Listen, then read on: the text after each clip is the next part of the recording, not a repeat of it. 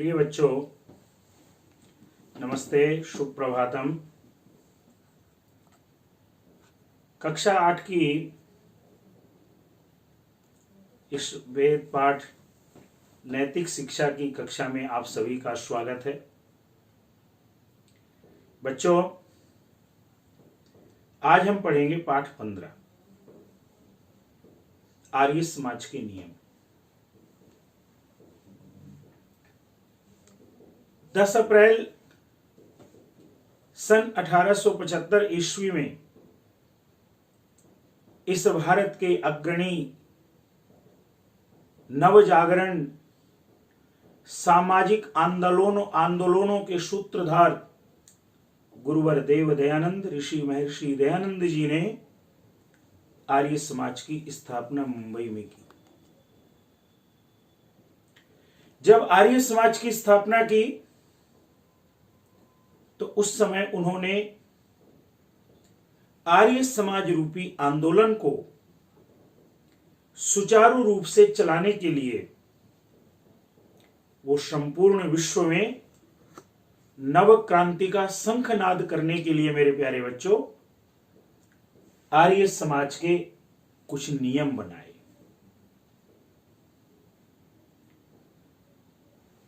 हम किसी भी संस्था को जब चलाते हैं, किसी आंदोलन को चलाते हैं, किसी भी विषय विशेष के जब विशेष आकांक्षाओं को, इच्छाओं की पूर्ति के लिए हम सबका जो सामूहिक प्रयास होता है, मेरे प्यारे बच्चों, उसके कुछ नियम होते हैं।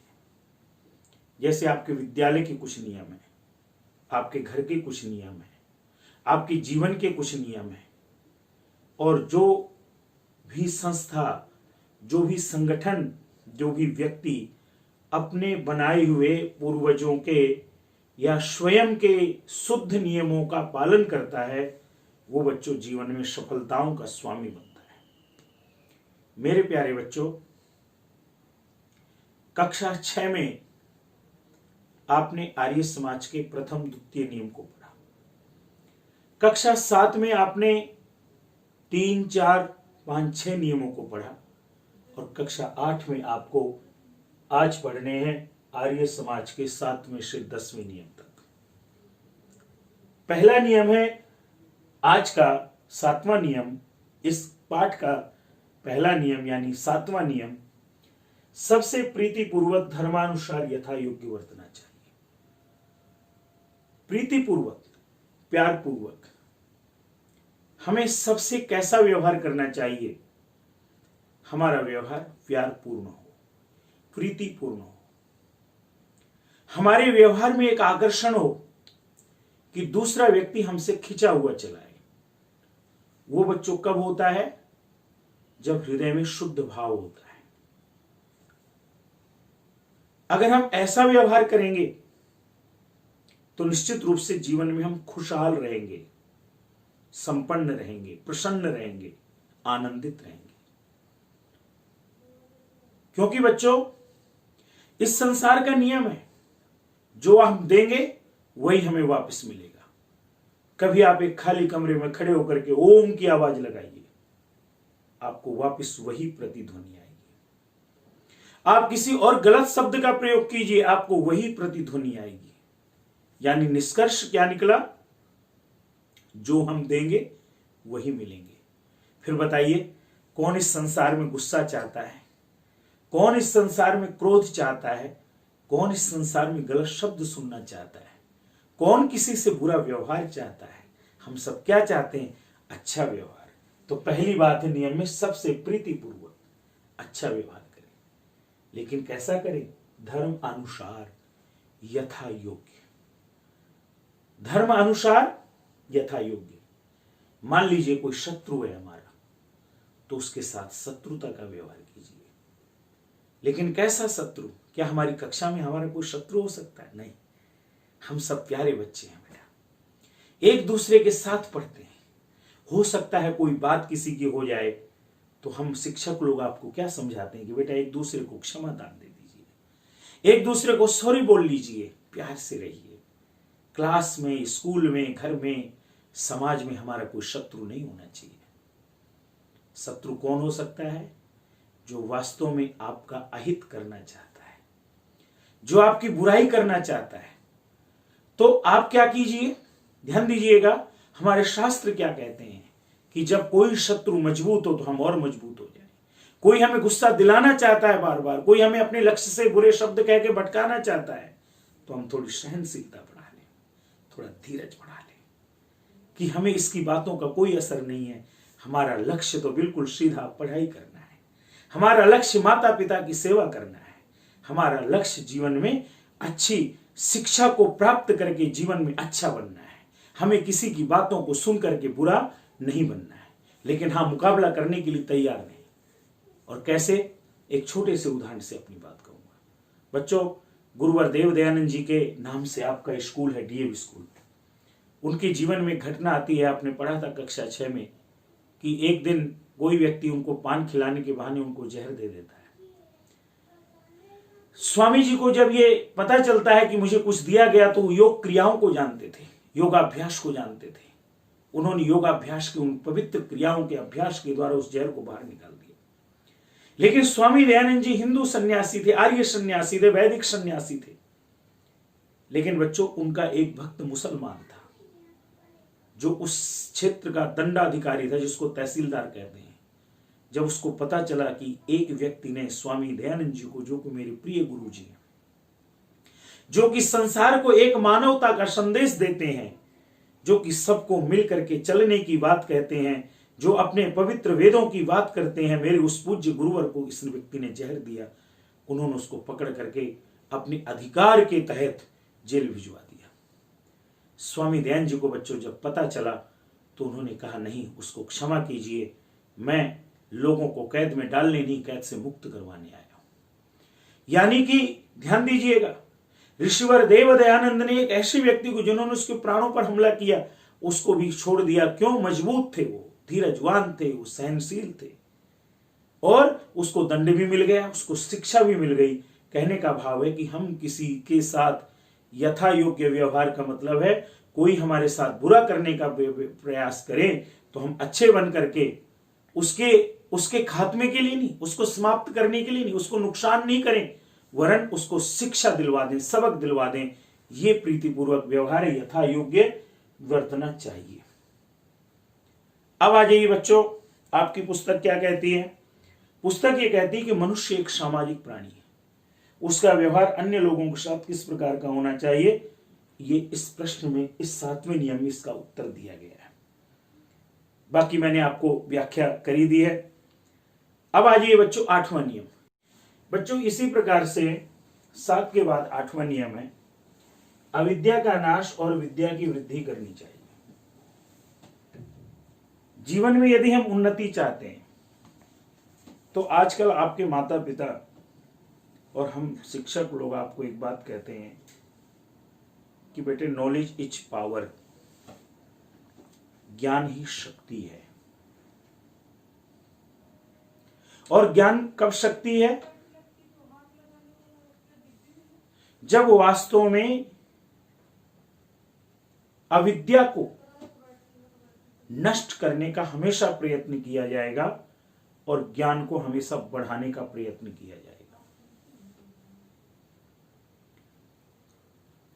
जीवन के अंदर क्या है कि कई बार पहली वैज्ञानिक प्रयोग असत्य सिद्ध होते हैं बाद के वैज्ञानिक प्रयोगों से। जैसे बच्चों, एक छोटा सा उदाहरण है भूगोल के अंदर, ज्योग्राफी के अंदर। पहले खगोलविद कहते थे कि धरती चपटी है, फ्लैट है। बाद के खगोलविदों ने,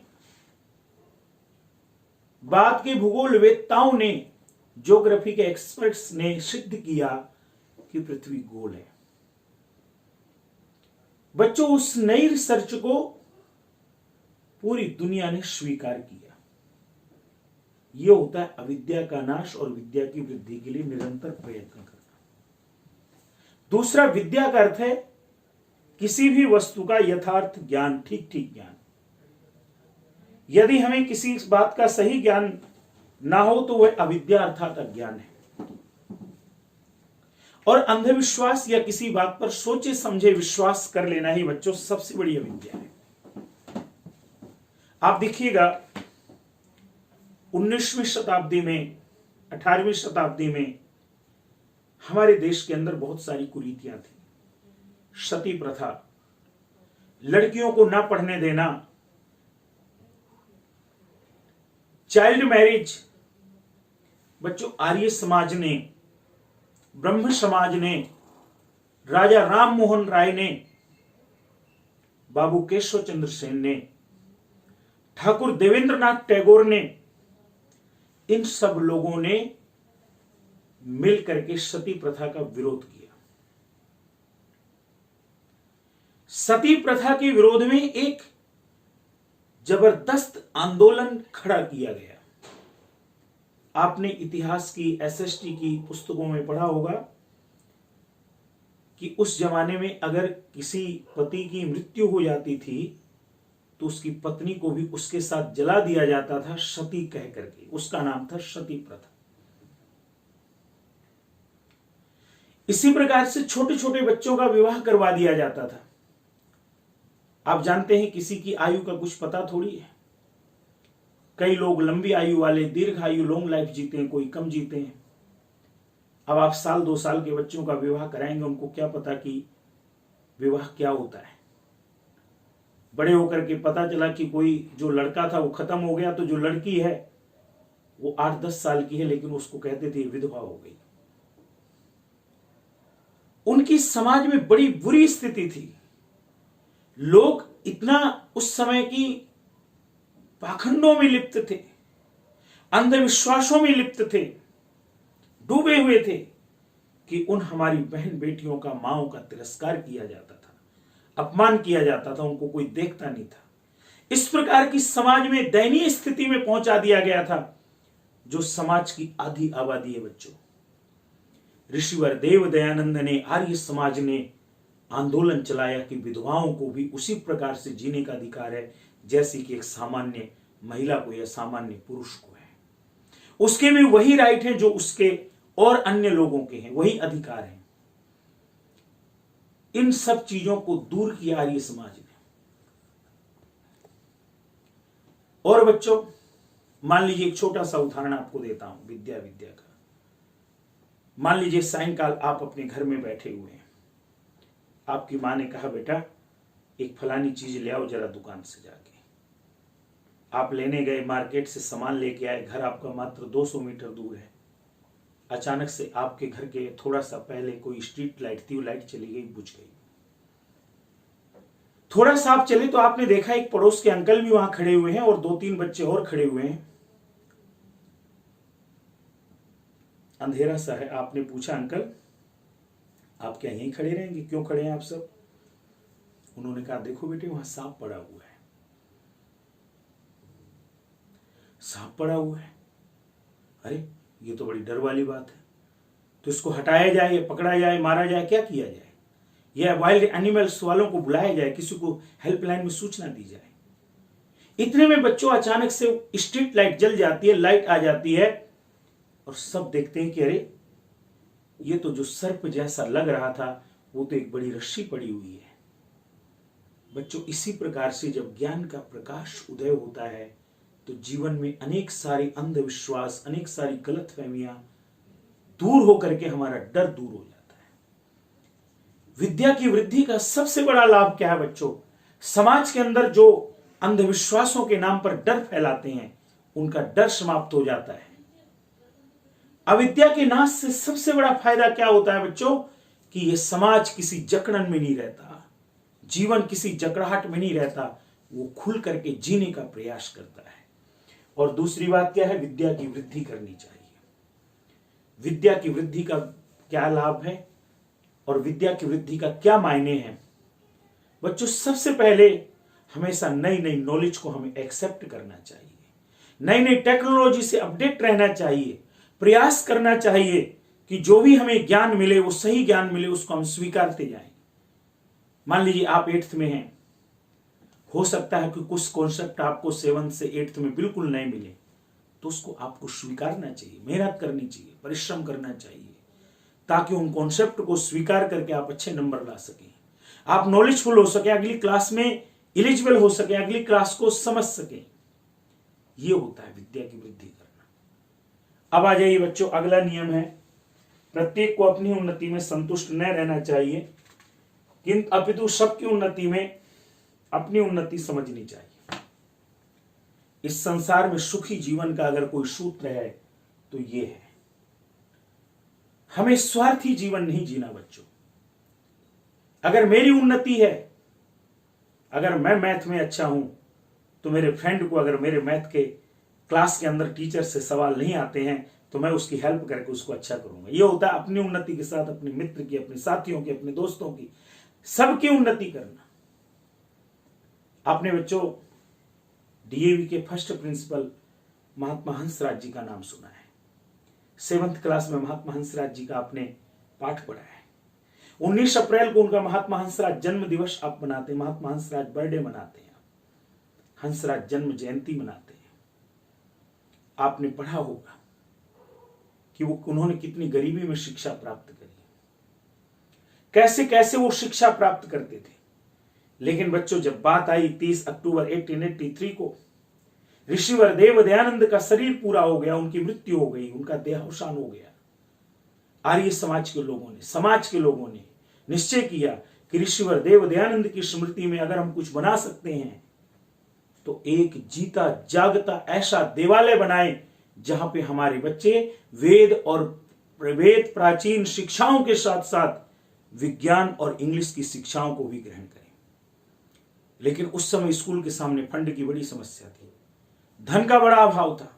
हंसराज जी ने उस समय बच्चों, उस जमाने में, जिस जमाने में देश आजाद नहीं हुआ था, पंजाब प्रांत के अंदर बीए के अंदर 2nd स्थान प्राप्त किया था। वो चाहते तो अपने घर की गरीबी दूर करने के लिए बड़ी अच्छी सरकारी नौकरी ज्वाइन कर सकते थे। लेकिन जब उनको पता चला कि गुरुवर देव दयानंद की स्मृति में एक स्कूल का निर्माण हो रहा है और वहां स्कूल में शिक्षकों की, प्रिंसिपल्स की आवश्यकता है, तो बच्चों उन्होंने अपना जीवन डीएवी के लिए अर्पण कर दिया, दान कर दिया। क्या कहा, मैं प्रिंसिपल बन जाऊंगा लेकिन लाइफ टाइम नॉन सैलरी लेकर के, वेतन नहीं लूंगा, आजीवन अवैतनिक सेवा करूंगा। यह होती है बच्चों, उन्होंने अपनी शिक्षा के दर्द को देखा कि गरीबी में शिक्षा प्राप्त करना कितना कठिन है। और बच्चों इसमें सबसे बड़ा दूसरों का अगर कोई सबसे बड़ा योगदान था महात्मा हंसराज जी के जीवन के स्मरण को पूरा करने के लिए। आपके मन में सवाल होगा कि उनका घर कैसे चलता, उनके बच्चे कैसे पढ़ते, उनका जीवन कैसे चलता।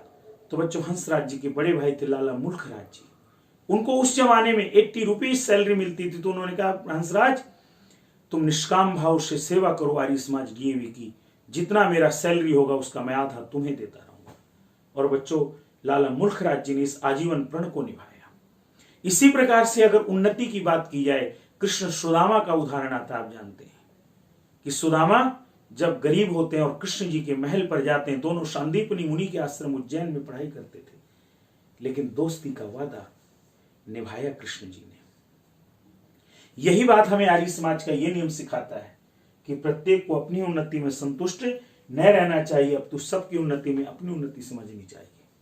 आप घर में भी प्रयास किया करिए, आपके कोई बड़े भाई बहन है, छोटे भाई बहन है, उनकी हेल्प किया करिए, माता पिता की सहायता किया करिए। इस प्रकार से आप उनकी उन्नति में अपनी उन्नति समझ सकते हैं। ये यहाँ पे चीज है। और इसके बाद है बच्चों 10वां नियम, सब मनुष्यों को सामाजिक सर्वहितकारी नियम पालने में परतंत्र रहना चाहिए और प्रत्येक हितकारी नियम में सब स्वतंत्र रहें। इसका मतलब क्या है कि इस नियम में बताया गया कि किस अवस्था और क्षेत्र में मनुष्य को स्वतंत्रता से अर्थात अपनी इच्छा से कार्य करना चाहिए और किस अवस्था तथा क्षेत्र में उसे काम करते समय अपनी इच्छा को एक ओर रखकर समाज के हित का ध्यान रखना चाहिए। कहने का भाव क्या है बच्चों, अगर कोई देश के हित का काम है तो उसमें आप साथ दीजिए, कोई देश के हित का काम नहीं है तो उसमें आप चाहें तो भी साथ नहीं दीजिए आप, क्योंकि सामाजिक सर्वहितकारी नियम पालने में हमें परतंत्र रहना चाहिए। कोरोना काल में आपने देखा आपके घर के आसपास लॉकडाउन था, लॉकडाउन के साथ साथ आरडब्ल्यूए ने कॉलोनियों में बड़ी बड़ी सोसाइटियों ने कुछ निर्णय किए कि कोई अखबार नहीं आएगा, हम सब ने माना कि भाई कोरोना काल है, नहीं पढ़ेंगे अखबार।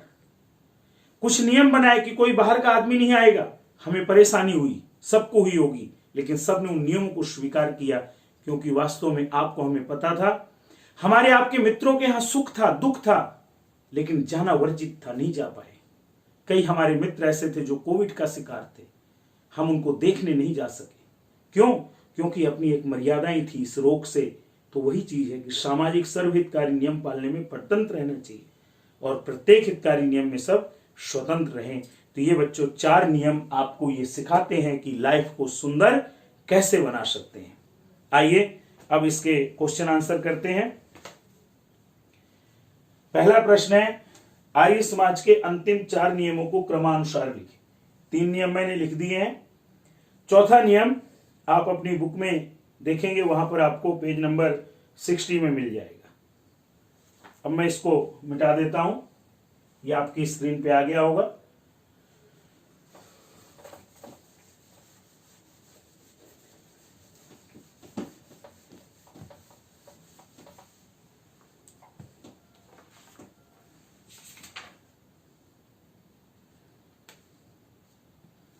दूसरा प्रश्न है बच्चों, 7वें नियम के अनुसार अन्य लोगों के साथ हमारा व्यवहार कैसा होना चाहिए, संक्षेप में वर्णन करें।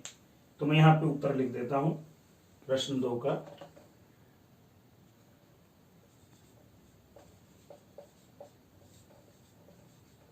हमारा व्यवहार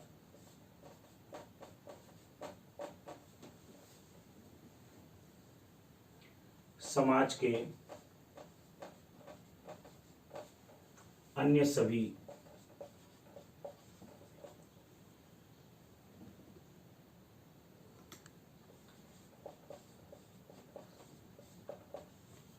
लोगों के साथ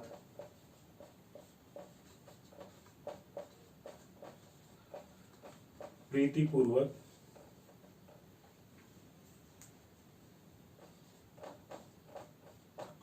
होना चाहिए।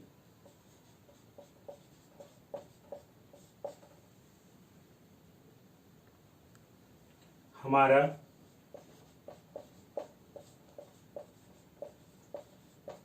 व्यवहार प्रीतिपूर्वक होने के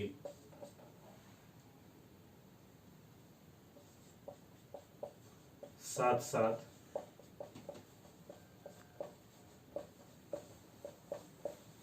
धर्म के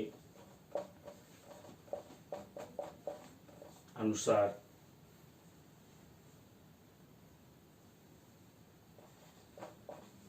भी होना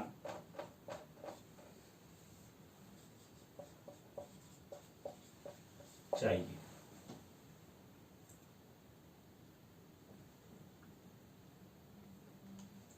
धर्मानुसार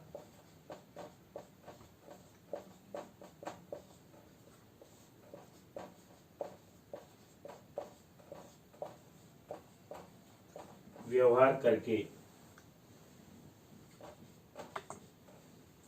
हम शत्रु या नीच को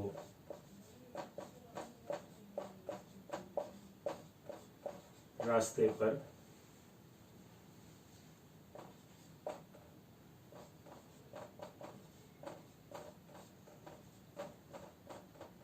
ला सकते हैं। इसलिए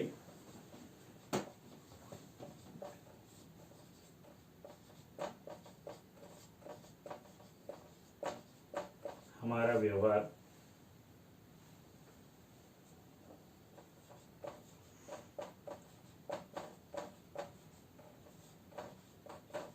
यथा योग्य होना चाहिए।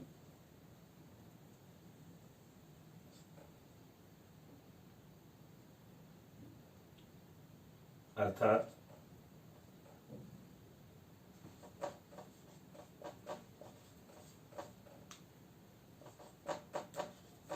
सभी से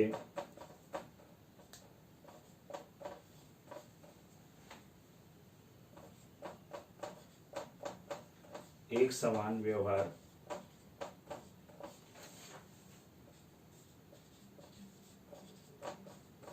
नहीं हो सकता।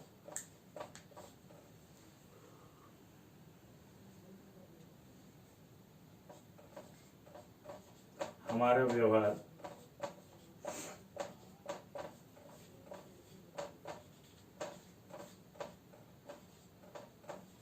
काफी हद तक, ये आगे लिखेंगे बेटा, ये आपकी स्क्रीन में आ गया होगा।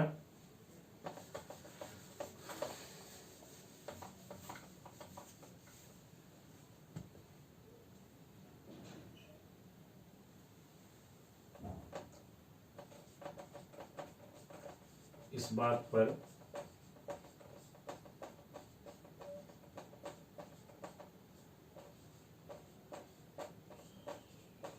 निर्भर करता है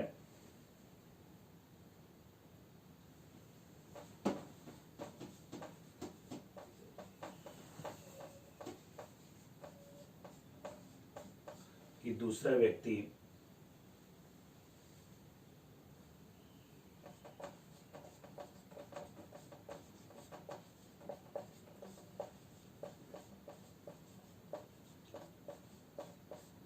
किस प्रकार का व्यक्ति है,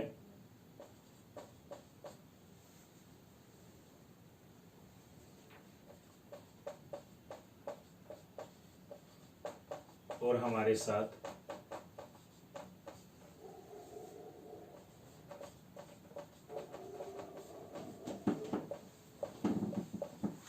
कैसा व्यवहार कर रहा है।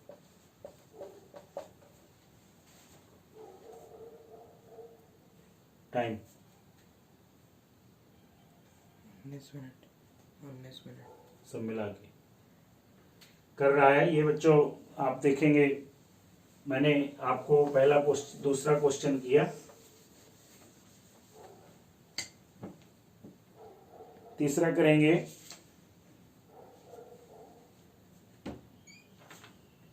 विद्या और अविद्या से आप क्या समझते हैं। आर्य समाज ने अविद्या नाश के लिए क्या कार्य किया है, ये मैं मिटा रहा हूं।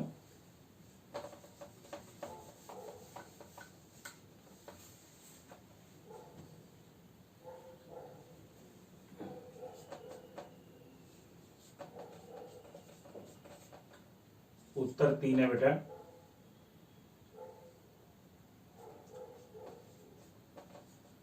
विद्या का अर्थ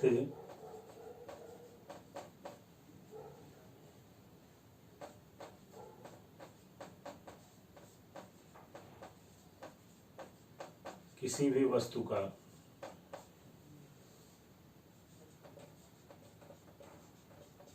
यथार्थ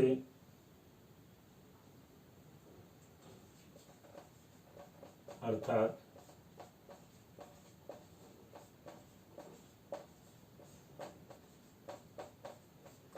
ठीक ठीक ज्ञान है।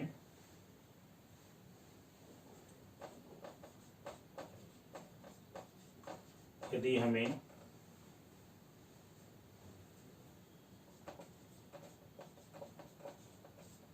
किसी बात का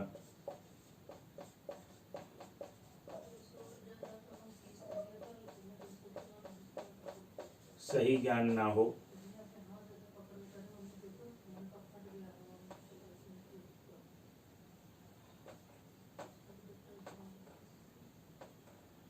तो ये अविद्या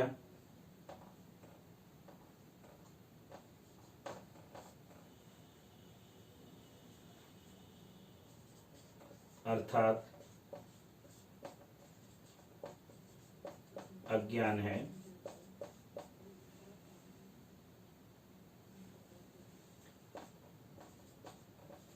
अंधविश्वास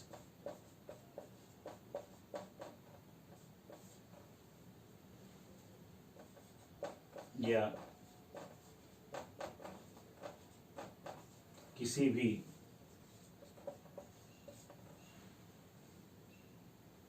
बात पर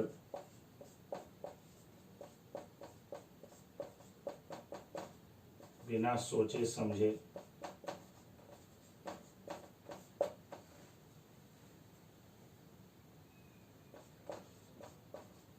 विश्वास कर लेना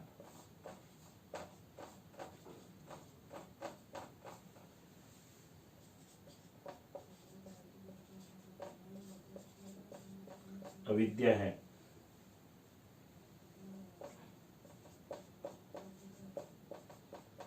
आर्य समाज ने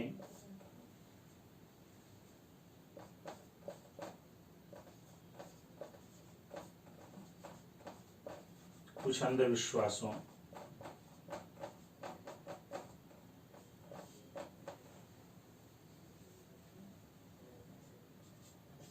जैसे सती प्रथा,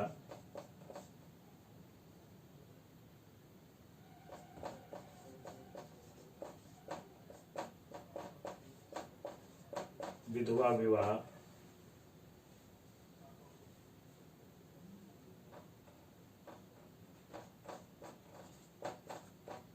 ना होना,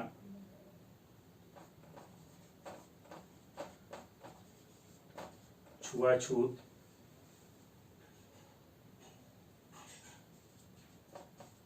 और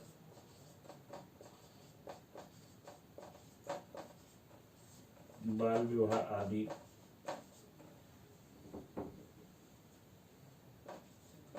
को समाप्त करने के लिए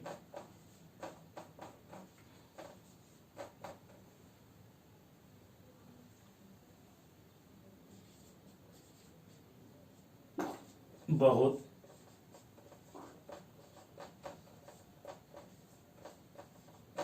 प्रयास किया है।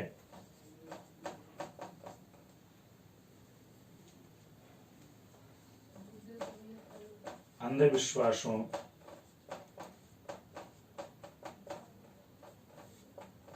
या आगे लिखेंगे बेटा, इसका पूरा अगले उसमें आ जाएगा, एक बार आ जाए आपके इसमें।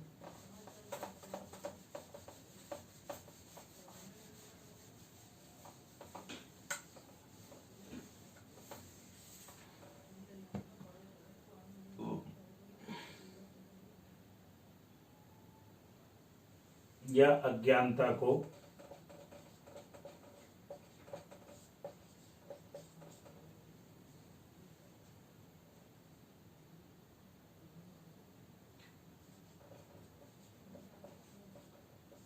समाप्त करने में ही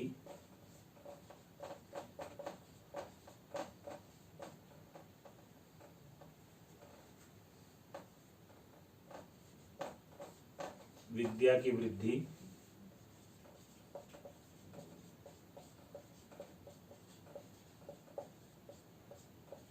संभव है।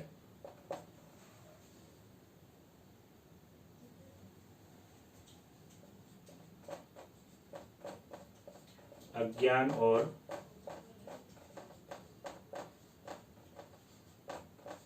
अविद्या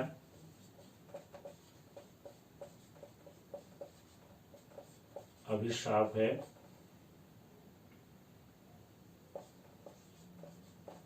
इसलिए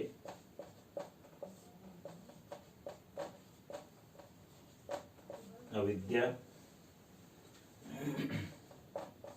का नाश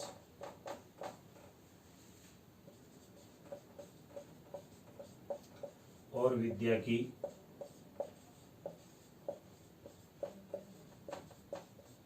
वृद्धि करनी चाहिए।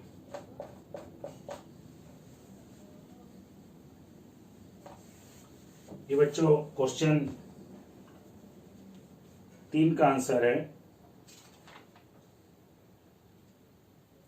क्वेश्चन 4 है, अपनी उन्नति के साथ साथ दूसरों की उन्नति का ध्यान रखने के लिए क्या करना चाहिए।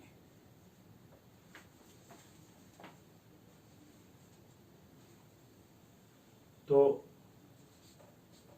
उत्तर 4 लिखेंगे।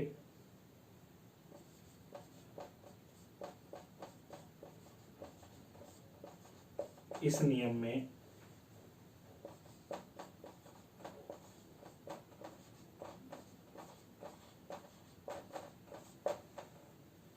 सभी मनुष्यों को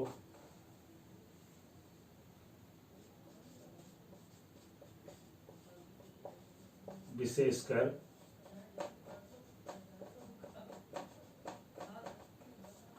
आर्य समाज के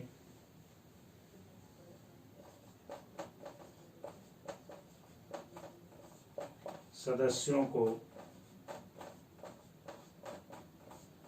प्रेरणा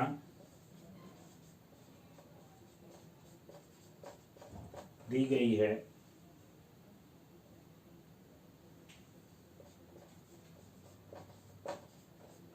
कि वह केवल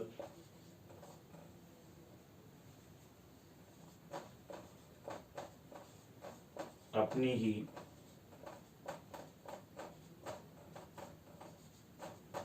उन्नति में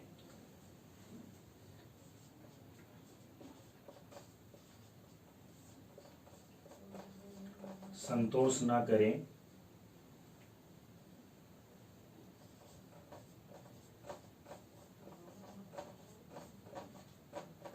उन्हें यह भी देखना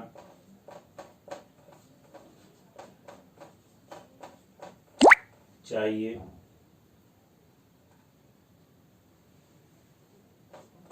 कि देखो बेटे कि उनके पास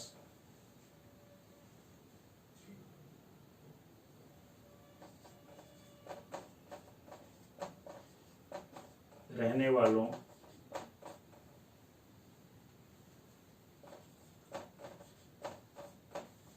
या कार्य करने वाले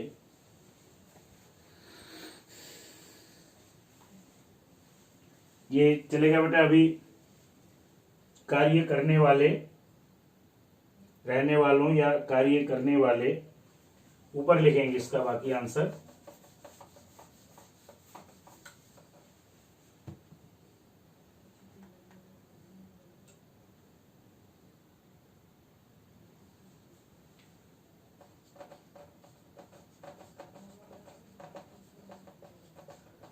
अन्य व्यक्तियों की भी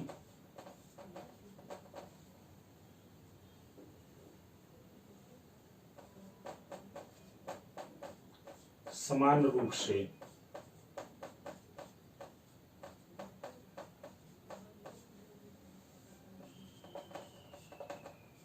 उन्नति हो। एक तो ये बेटे, इसका आगे भी है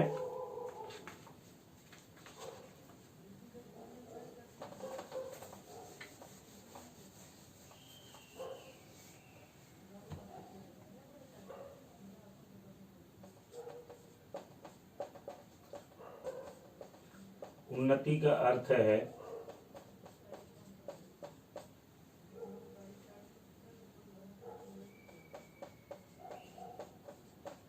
शारीरिक, आर्थिक,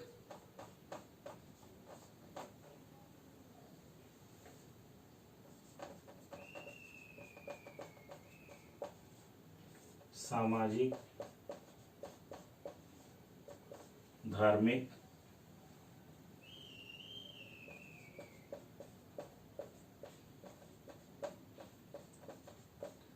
और आत्मिक उन्नति।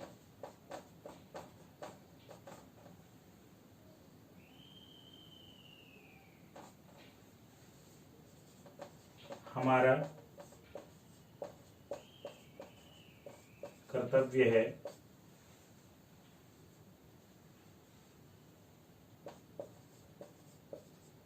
कि हम इस बात का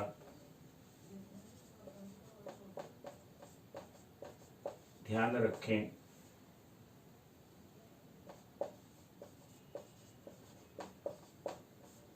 कि हमारा प्रत्येक कार्य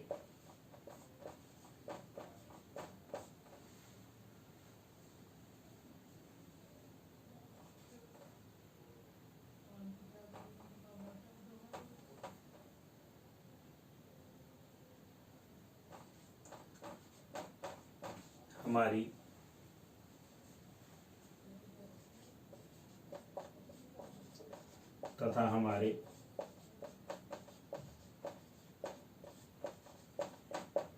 तथा हमारे संपर्क में आने वाले सभी लोगों की शारीरिक, आर्थिक, सामाजिक, धार्मिक और आत्मिक उन्नति में सहायक हो, बाधक नहीं। बच्चों ये हो गया। इसके बाद एक क्वेश्चन बचता है, ये हम बाद में करेंगे। धन्यवाद।